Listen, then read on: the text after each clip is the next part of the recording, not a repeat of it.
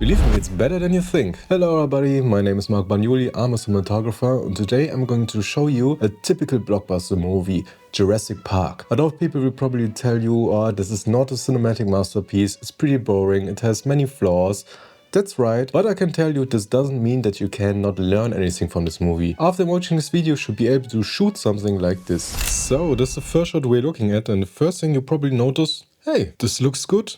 It's a multi-million-dollar budget movie. For sure it looks good, but I'm going to show you why does it look good and what are the unique techniques that I use here that you can implement also in your production. We will start with this light here, which is practically the main light of the scene. And this is this really cool spotlight which just blasts into the scenery around this really dark atmosphere around it. And what's cool about this is the fill ratios or the exposure ratios of the scenery, because this looks really hot on the ground and also on him, and you probably often get told to don't try to clip the highlights or crush the blacks, everything should be in range, and it's most of the time true, but there's a real nice aesthetic to blasting a light so bright that it's almost clipping, because we all have this nice dynamic range on our cameras. This mostly 13 to 14 stops as the norm in these days, and it looks really cool when you also implement that into your footage, that there is a light that's really harsh and there's a dark area that's nearly gone. When you maximize this area, you get a really three-dimensional painting. Also, this light tells story, because we know, okay, we are in this dark bunker, and this light tells us, okay, there's actually bright daylight outside and they have to hide from the outside. So the next thing you should totally implement in your next shots are these practicals. Overall, practicals, always a nice thing. You can get a similar look when you want this more abstract location that you just put as terras on cables and just let them dangling around the scenery. I did a lot of a few videos where it's, like I said before, a really dark location, really post-apocalyptic or a gangster scenery. And don't be worried about, you don't need this cool fixtures where you can put Astera in. Normal Asteras or aperture tube lights are totally fine, because the audience doesn't know what an Astera light is. Don't be scared to put your film lights into the scenery unless it's an aperture 600D with a big light dome on it, then people will tell. But normally, just normal fixtures, tubes, and everything around this, you can pretty much put everywhere and no one will bat an eye. Then, the key essence for every blockbuster movie is the complementary color look. Most of the time, it's green and orange or blue and orange, and they did here clearly the green and orange look or blue orange look. It depends a little bit on the highlights, on the shadows, and the reason why you do it is not only to have this color contrast, because this color contrast balances out the image. With this nice warm highlights that I placed here, the whole scene doesn't feel washed out. When you have only one light source and everything in extreme blue tints, your image starts to go really fast, really boring. And with this warm highlights, you can balance everything nice out. Just put some aperture bulbs in there, you can control them. Always check your fixes, check this with your location designer and everything, that we have the right mount. There are many shoots where they have this small mount and then your lights for an aperture or Astera doesn't work. And that's a problem. Then you have to get foils in there and everything gets really complicated.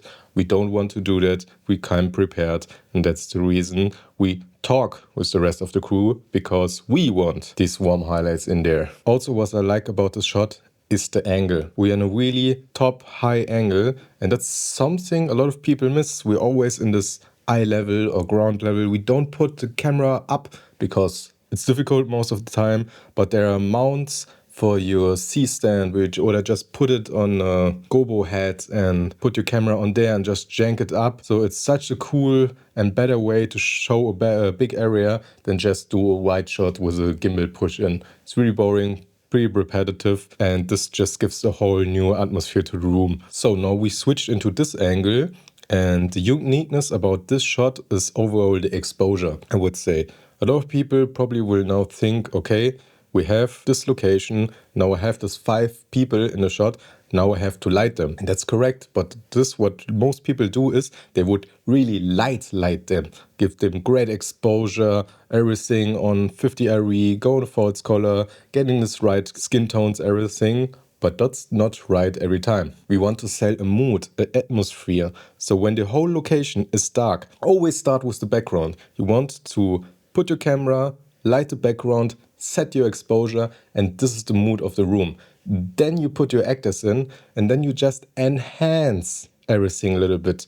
Because now here they're in front of monitors, so like him. So we just probably do a bounce card around this area and blast a little bit of tint into it so that it's going back into their faces and just a little bit, not that much. Or like here, we have this motivation from this warm light in the corner, and then okay, we can give him a little bit edge light that is coming from this light, but it's actually not, but we can simulate it.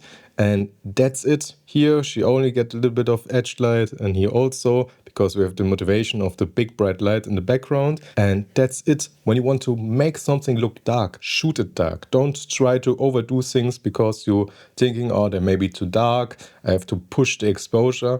No, when it fits the atmosphere of the room, keep it like that. This will make your shots so much better. It will improve your cinematography. I tell you, experiment more with lower exposures in general. Also, little haze trick. When you want still a contrasty look, only haze the background. It will lift the crushed shadows in the background, but we get all our nice contrast and details on our actor because we only actually want to see this light beam in the background. So try just to give the haze a little bit, just a little spray, and it's done. Here, this scene also shows a problem a lot of cinematographers have. We are at the door. Where do we put the exposure? Put we the exposure on the people, on the inside, on the outside? I tell you, 99% of the time, you try to expose for the outside. It will look much more natural, more clean. It is just enough that we see a little bit of detail in there. And why it looks better is because we frame our scenery a lot better.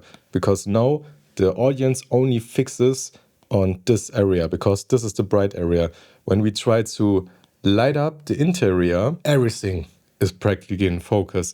And this will clip a lot, and it's much more difficult to balance, because if you want this outside and the inside on the same exposure, you would need very big lights mounting on the top, blasting down. This wouldn't look good, would look natural. We have this weird HDR look at the end of the day, so don't do it. 90% of the time, I tell you, expose for the outside. You actually can see here the sky is still very bright, very clippy, but I think we're in a nice area. Also don't try to half-ass it, because when you try to a little bit exposure here, a little bit exposure here, it will look unprofessional, not clean. Go always all in. I tell you, it looks better. The only thing you can do maybe to get a little bit more exposure on them is put a light besides them, a butterfly, or the ultra bounce, and when the sun is in the right place, you can actually bounce a little bit back, that you have a nice side light. Always go down for a side light in the scenery. Or when you have the big guns, you can actually shine through a butterfly, half silk, and give them the key. But it has to be really big source, because you want to make it feel natural. But I think they're going here for a bounce. This is the next thing. You probably wouldn't do it like this, because now it's an interview-like setup. And the first thing you probably did is, okay, we put him here or put him on the other side of the window. It really depends on where the dialogue is. But now you would tell, he's a little bit dark here. I put a big key light on this side to give him exposure. Why don't we do it on a cinematic movie scene? Because it wouldn't feel real, it would feel lit, and we don't want our footage to feel lit. How do we avoid this problem is just analyze the room. What I mean with that, look at the scenery. Okay, where is the light coming from? The light is coming from the window. So the light should only hit him in the back. The only thing you can do is you will put a little bit of bounce, a reflector, to fill in those shadows to control the contrast. But that's it. You expose for the highlights, set the room exposure. When you then think, oh, it's a little bit dark in here, you would probably put a big M90, M40 lights and blast a little bit exposure back into the room to get everything a little bit more contrast and exposure, and then leave the exposure on them as it is. Like I said before, just a few tweaks, a bit of a reflector, maybe enhance the edge light a little bit more when it's not enough, but it's done. This is a realistic way to light the scenery, and for a more cinematic movie type shoot, I always go for this, because when you try to light him, everything looks lit, because there shouldn't be a lamp. There shouldn't be a lamp will always feel like there is a lamp. Here, this scenery is a nice contrast from the scene before, because now we have the night version of it. And we place our actor in his bedroom. Always, I tell people, don't let people just flat lay on something. Like here, they put him a little bit in a sitting position with the pillow in the background. He has a little bit space to the wall. It really helps us to light the scene a little bit better, and that we create a little bit of depth. So how do we light a scene like this? First, where's the motivation? The motivation is the light lamp. This night lamp would only light the wall and the wall above him and a bit of exposure, but this wouldn't be enough to light him. This is where we come into play, because now the audience knows this is where the light is coming from. Now I will put a big soft light, not as big as possible, but relatively soft, because night scenes tend to look better a little bit softer when you're going for this warmer light look. My favorite light to use in a scenery like this would be in Godox 600F. It's a big carpet light, nice soft source. You can also put a balloon attachment to it. It's from size a little bit bigger than a 150 light dome, and just giving a little bit of key. Then when the light is bouncing too much around, I will put molten or neck fill on the other side of his face, so that we get this really half-lit look. And most of the time, that's enough. When you have problem with your fill ratios and your contrast, another thing is you can do is just blast the lights controlled with an aperture spot. I would always prefer, I will do it again, because now when this would be the ceiling, you can blast just an area. You can make a circle or viereck, I don't know the English word, on just the area where you want to increase the fill ratio a little bit more than just blasting a light into the ceiling and everything goes white and everything goes out of contrast. So if you want to get this fill ratio a bit better with the trick where you just put a light on the ceiling, use an aperture spot mount. Believe me, it will give you a lot more control. So if you enjoyed this video, I really would appreciate subscription from you. My name is Mark Bagnoli, and I'll see you next time.